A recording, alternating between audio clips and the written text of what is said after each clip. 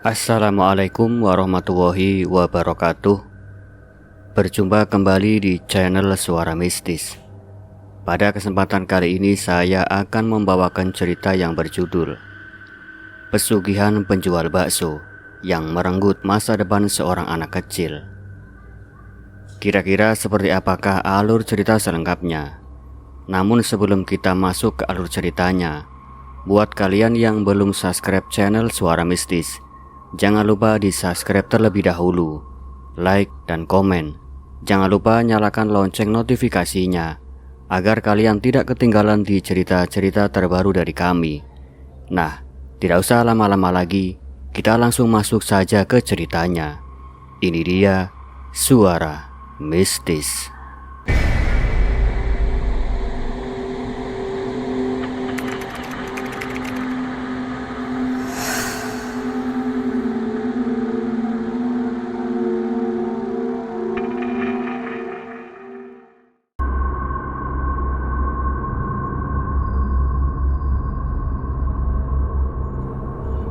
Di sebuah sudut ramai kota kecil di Jawa Timur, tepatnya di kawasan Pasar Klewer yang selalu hiruk-pikuk, berdiri warung bakso milik Bu Ana. Warung itu bukanlah yang terbesar atau termewah, tapi entah bagaimana selalu penuh sesak. Meja-meja kayu sederhana yang sudah usang, bangku plastik merah yang goyah, dan tenda biru pudar yang melindungi dari sengatan matahari. Semua itu tak menghalangi antrean panjang pembeli yang rela menunggu berjam-jam. Aroma kuah kaldu sapi yang gurih, dicampur rempah-rempah rahasia, menguar ke jalan raya, menarik siapa saja yang lewat di depannya. Bakso Bu Ana yang paling enak di kota ini. Begitu kata orang-orang. Omset harian puluhan juta rupiah, kata Bu Ana, seorang wanita parubaya dengan senyum lebar dan kerudung batik motif bunga-bunga, selalu sibuk mengaduk-aduk panci besar di belakang warung. Silakan mas, tambah mie atau enggak? Serunya ramah tamah pada setiap pelanggan, sambil menyedok bakso kenyal yang menggoda. Tapi di balik tawa pelanggan dan denting piring, ada cerita yang tak terucap. Warung itu bukan sekadar usaha kuliner biasa. Ia adalah monumen kesuksesan yang dibangun atas pondasi gelap. Sebuah rahasia yang nyaris merenggut nyawa seorang bayi tak berdosa. Kisah ini milik Tehnike, adik ipar dari Bu Ana dan keluarganya. Bukan fiksi, tapi pengalaman nyata yang masih membekas hingga kini, di mana aroma bakso tak lagi menggoda, melainkan mengingatkan pada kengerian yang tersembunyi.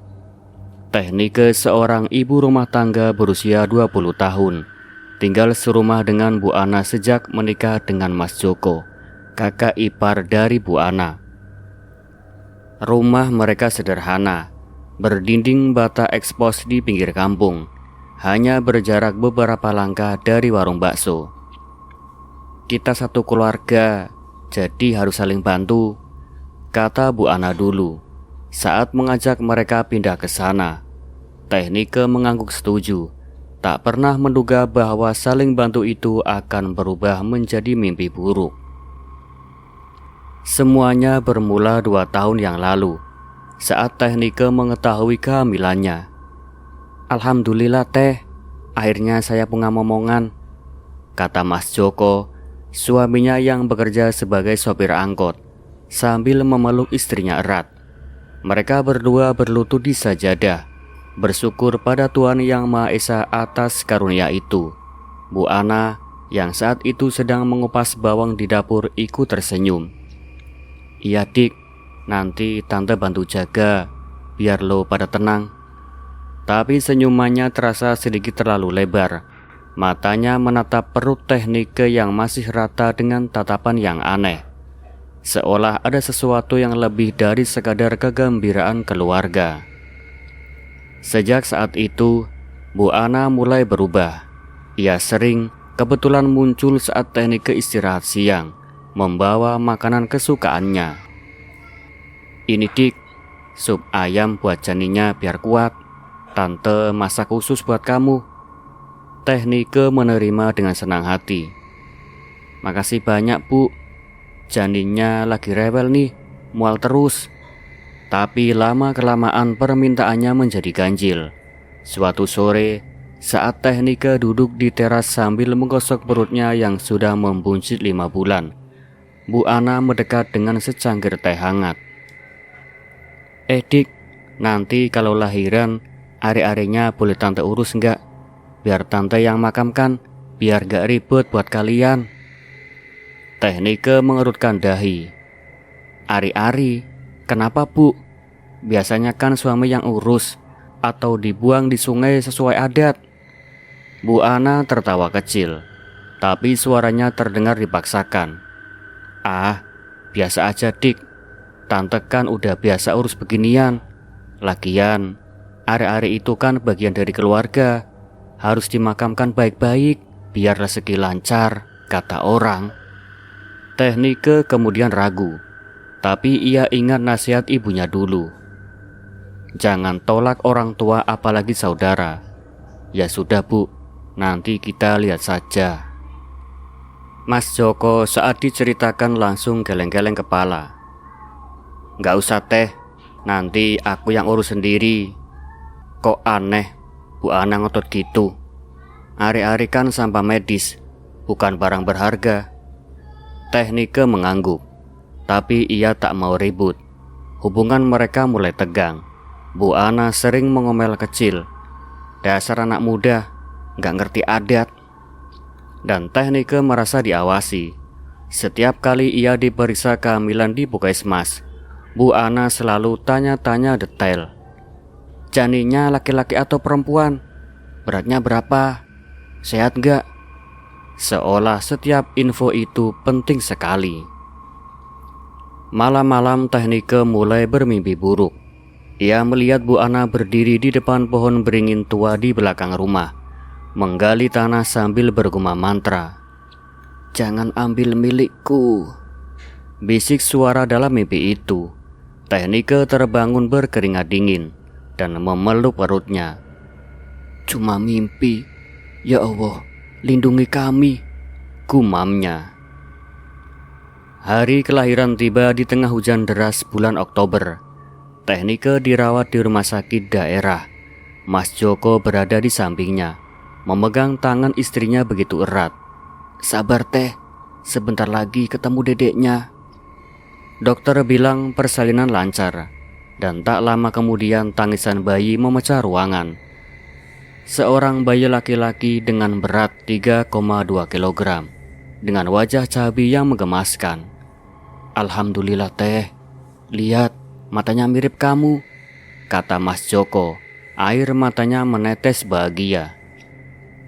Bu Ana datang tak lama setelah itu, membawa tumpukan popok dan baju bayi. "Wah, ganteng banget Dik, tante seneng nih." Tapi matanya langsung tertuju pada nampan medis di sudut ruangan, tempat ari-ari diletakkan. Dik, ari-arinya di mana? Biar tante urus sekarang sebelum dibuang." Teh Nike yang masih lemas pasca persalinan menggeleng lemah. "Enggak Bu, Mas Joko yang urus. Kami mau makamkan di pemakaman keluarga." Wajah Bu Ana langsung berubah. Senyumnya hilang, diganti kerutan di dahi. "Ya sudahlah, silakan saja. Tante cuma mau bantu." Ia berbalik lagi, bergumam pelan saat melewati koridor. "Dasar enggak tahu diuntung. Nanti bakal nyesel kalian semua." Malam itu, di rumah prosesi pemakaman ari-ari dilakukan sederhana. Mas Joko menggali lubang kecil di halaman belakang. Di bawah pohon mangga tua, keluarga berkumpul. Teh Nike di kursi roda, Bu Ana berdiri agak menjauh, dan beberapa tetangga yang diundang untuk doa bersama. Seorang ibu pengajian, Bu Siti, memimpin acara sholawat. Tapi tiba-tiba suara berubah. Bu Siti tersentak, matanya melotot, tubuhnya gemetar. Aku ibu kandungmu Nike. Aku datang menengok cucuku yang dikasihani." Suaranya berubah serak, seperti orang tua yang sudah lama meninggal. Semua terdiam. Teknike pucat pasik. Ibu sudah meninggal 5 tahun yang lalu. Bu Siti atau arwah yang merasuki melanjutkan. Ari-ari itu dicuri. Jangan biarkan dia ambil. Tumbalnya nyawa cucu. Tujuannya jelas. Bu Ana yang berdiri di pinggir, wajahnya pucat seperti kain kafan. Ia buru-buru mundur, tapi Mas Joko menahannya. Bu, ini apa maksudnya? Bu Ana menggeleng cepat. Enggak tahu, Joko. Bu Siti lagi kenapa? Ruqyah darurat dilakukan, dan Bu Siti sadar setelah dibacakan ayat kursi. Maaf semua, aku enggak tahu kenapa, katanya gemetar. Sejak malam itu bayi mulai rewel. Tangisannya histeris setiap jam 3 pagi. Seolah ada yang mengganggu. Teknike sering terbangun, menyusui sambil menangis. Kamu kenapa, Nak? Mama di sini. Bu Ana berusaha tenang. Biasa, Dik. Bayi baru lahir ya emang begitu. Nanti juga reda sendiri. 6 bulan berlalu. Bayi itu yang sementara dinamai Bima tumbuh dengan sehat. Tapi saat memasuki usia 7 bulan, kengerian dimulai. Tiap sore menjelang malam, demam datang seperti jam. Suhu tubuh melonjak ke 42 derajat Celcius, membuat kulitnya merah panas seperti bara. Teknike panik, memberi obat penurun panas dari dokter tetangga. Ini paracetamol teh, dosisnya 1 sendok teh setiap 6 jam. Tapi tak mempan. Mas, bayinya panas banget kayak api, jerit teknike suatu sore sambil mengompres dahi Bima dengan kain basah. Mas Joko buru-buru pulang dari angkotnya. Sabar teh, besok ke dokter spesialis. Mereka bolak-balik ke rumah sakit, USG, teh darah, scan, semuanya normal. Ini demam tak dikenal, Bu.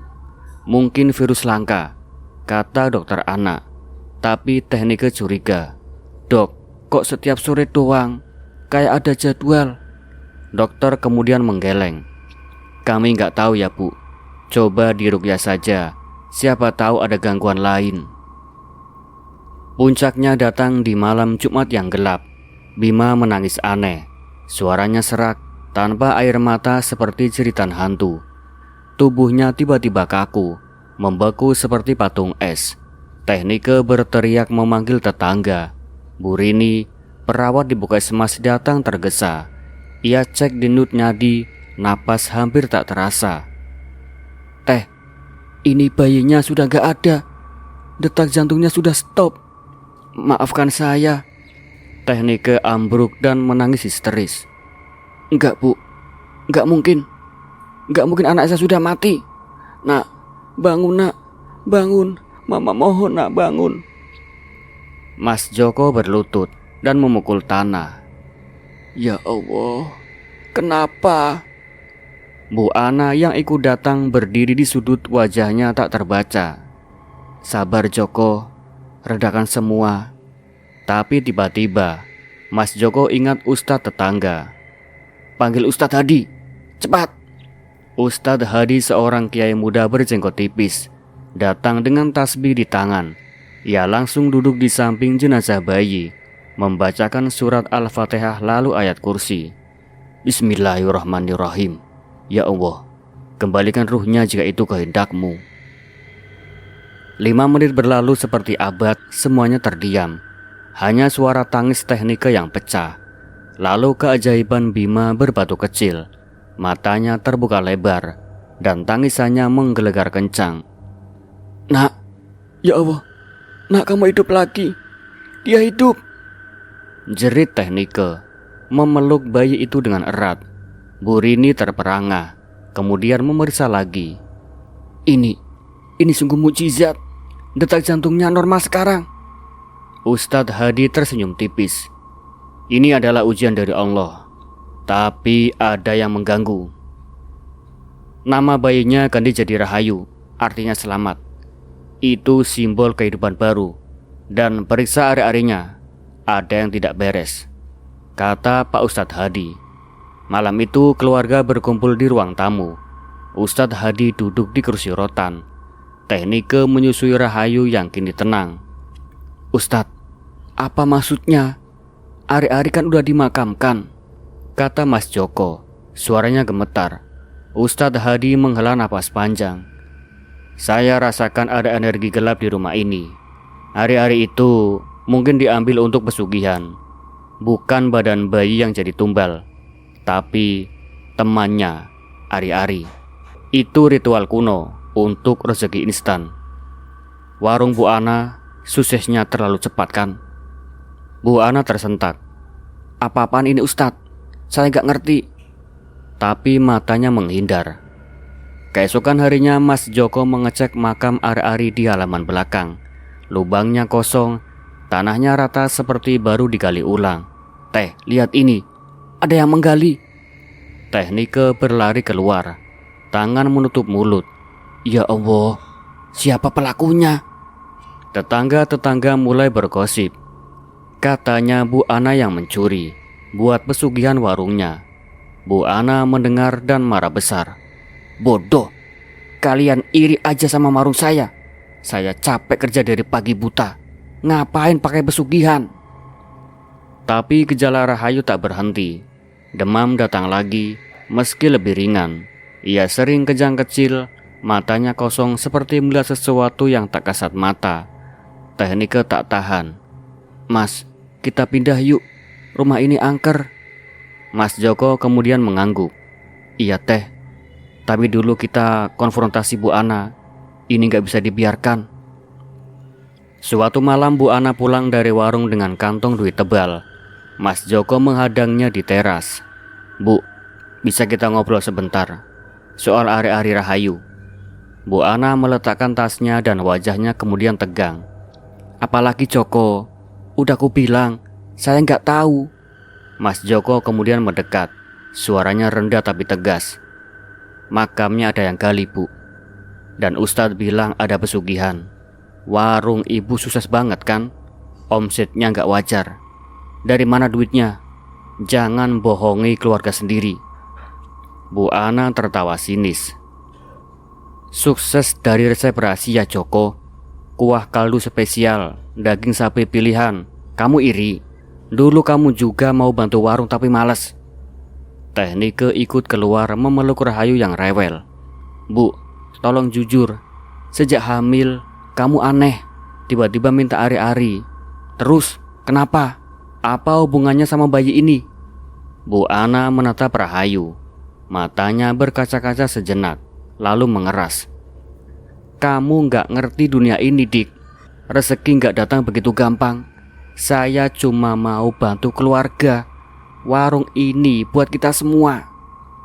Debat berlangsung panjang. Bantu gimana Bu? Dengan nyawa ponakan sendiri, bentak Mas Joko. Kalian gak tahu, semalam Rahayu hampir mati. Dokter bilang mukjizat, tapi saya tahu ini ulah kamu. Bu Ana mundur selangkah. Jangan tuduh sembarangan kamu ya. Kalau kamu punya bukti, tanya dukun di kamu sebelah. Bukan saya yang suruh. Ia berbalik masuk, kemudian membanting pintu. Malam itu Teh Nike tak bisa tidur. Mas, apa benar Bu Ana? Dia kan saudara kamu. Mas Joko menghela napas. Saya gak mau percaya Teh. Tapi warungnya emang aneh. Pelanggannya datang sendiri. Meski hujan deras, kayak ditarik aura gaib. Ustadz Hadi diundang lagi. Kali ini untuk ruqyah massal. Keluarga besar berkumpul di ruang tengah. Teh Nike, Mas Joko, Bu Ana, dan beberapa tetangga. Ustadz duduk bersila. Tasbih berputar di jarinya. Kita mulai. Semuanya tutup mata. Kemudian baca istighfar. Ayat-ayat Al-Quran mengalir begitu lembut. Tapi tiba-tiba udara terasa berat. Bu Ana mulai gelisah. Keringat dingin mengucur. Ustadz, panas Ustadz. Panas banget Ustadz, gumamnya. Lalu kesurupan datang. Tubuh Bu Ana tersentak, matanya terbelalak, suaranya berubah jadi suara dukun tua. Kalian terlambat. Ari-ari itu milikku sekarang. Tumbal untuk rezeki abadi. Semuanya berteriak. Mas Joko bangkit, memegang bahu Bu Ana. Siapa kamu? Keluar sekarang dari tubuh tanteku. Aku jin penjaga beringin. Bu Ana janji padaku ari-ari bayi untuk kesuksesan warungnya. Nyawa kecil itu kuserap pelan-pelan. Demam itu cuma permulaan. Nanti suaranya hilang dan matanya buta. Teh Nike menangis. Kenapa bayi kami? Apa salahnya? Jin itu kemudian tertawa. Karena dekat. Darah keluarga punya kekuatan. Bu Ana minta bikin warungku ramai. Duit mengalir deras. Aku kasih. Tapi bayarannya masa depan anak itu. Ustadz Hadi tak gentar, membacakan ruqyah lebih kencang. A'udzubillahi minasyaitonirrajim. Keluar wahai makhluk sialan. Pertarungan rohani berlangsung setengah jam. Bu Ana berguling-guling sambil mengigau. Maaf Joko, maaf, saya salah Joko. Akhirnya ia sadar, kemudian terduduk lemas. Air matanya mengalir deras. Benar, semuanya benar. Keluarga terdiam. Mas Joko dengan tangan gemetar bertanya pelan. Ceritakan dari awal Bu, kenapa kamu lakukan ini? Bu Ana menunduk, suaranya pecah. Dulu, warung ini sepi. Saya hutang ke rentenir dan hampir tutup. Tetangga bilang, ada dukun di gunung, bisa kasih rezeki dengan pesugihan. Kemudian saya coba. Awalnya kecil-kecilan, cuma sesajen bunga. Kemudian sukses sedikit. Lalu, dia minta tumbal lebih besar. Ari-ari bayi, katanya punya energi murni. Teh Nike terisak.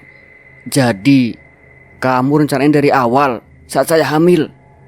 Bu Ana mengangguk lemah. Iya Dik, saya lihat kamu hamil langsung berpikir, ini kesempatan. Saya minta ari-ari, tapi kamu tolak. Kemudian saya curi malam itu dan saya gali makamnya. Terus kubur di bawah pohon beringin dekat warung. Ditambah mantra dari Mbah Dukun. Besoknya pelanggan banjir. Omset naik 3 kali lipat Dik. Saya senang. Tapi mimpi buruk datang. Saya lihat bayi kamu nangis minta balik. Saya takut, tapi ketagihan. Cuma demam nanti sembuh, katanya dukun. Mas Joko bangkit. Wajahnya merah padam. Kamu gila Bu. Itu nyawa ponakan kamu sendiri. Demi duit. Ia mendatangi warung keesokan paginya. Di depan karyawan yang sedang nyalakan kompor. Bu Ana, keluar! Teriaknya. Bu Ana keluar gemetar, tanpa kata. Mas Joko menampar wajahnya keras. Tamparan itu menggema. Karyawan terdiam kaget. Ini buat Rahayu. Buat keluarga yang kamu hancurkan. Bu Ana jatuh berlutut, kemudian menangis. Joko, maafkan saya salah Joko. Saya akan tutup warung ini, biar gak ada lagi korban. Karyawan berbisik-bisik. Katanya pesugihan ya, makanya selalu rame. Iya, aneh, kok Bu Ana gak pernah capek ya? Ritual pembebasan dilakukan seminggu kemudian. Ustadz Hadi memimpin, menggali sisa ari-ari dari bawah pohon beringin yang kini layu misterius. Lalu membakarnya sambil membacakan doa. Ya Allah, lepaskan ikatan setan ini. Kembalikan berkah pada keluarga ini. Asap hitam mengepul. Angin kencang berhembus seperti isyarat. Rahayu yang dibawa ke sana tiba-tiba tersenyum lebar. Tangisannya kemudian berhenti. Warung bakso ditutup sementara. Bu Ana duduk di rumah tak lagi ceria. Saya tobat Joko. Saya ikut pengajian tiap hari sekarang. Duitnya saya sedekahkan semua. Mas Joko meski masih marah mengampuninya pelan-pelan. Kami pindah bu, biar Rahayu tenang. Mereka pindah ke rumah kecil di pinggir kota, jauh dari aroma bakso itu. Kini Rahayu berusia 7 tahun, sehat, lincah. Tapi ada kelainan, ia tak bisa berbicara. Tes medis bilang sempurna, telinga normal, pita suara utuh, tapi suara tak pernah keluar. Ia berkomunikasi lewat gambar dan isyarat. Mata cerdasnya penuh cerita. Mama, gambar ini pohon, katanya suatu hari, menggambar beringin dengan krayon. Teknike menangis diam-diam. Iya nak, itu pohon jahat, tapi sekarang sudah aman. Kisah ini jadi pelajaran pahit. Kesuksesan warung bakso Bu Ana bukan resep rahasia, tapi perjanjian gaib yang menuntut tumbal. Nyawa Rahayu selamat, tapi masa depannya, suaranya yang hilang, adalah pengingat abadi. Jangan tergiur rezeki cepat, kata Teknike. Kemudian nanti Allah yang akan kasih yang halal walau prosesnya begitu lambat. Dan cerita pun selesai. Buat kalian yang belum subscribe channel Suara Mistis, jangan lupa di subscribe terlebih dahulu dan nyalakan lonceng notifikasinya agar kalian tidak ketinggalan di cerita-cerita terbaru dari kami. Akhir kata saya pamit undur diri. Sekian, wassalamualaikum warahmatullahi wabarakatuh.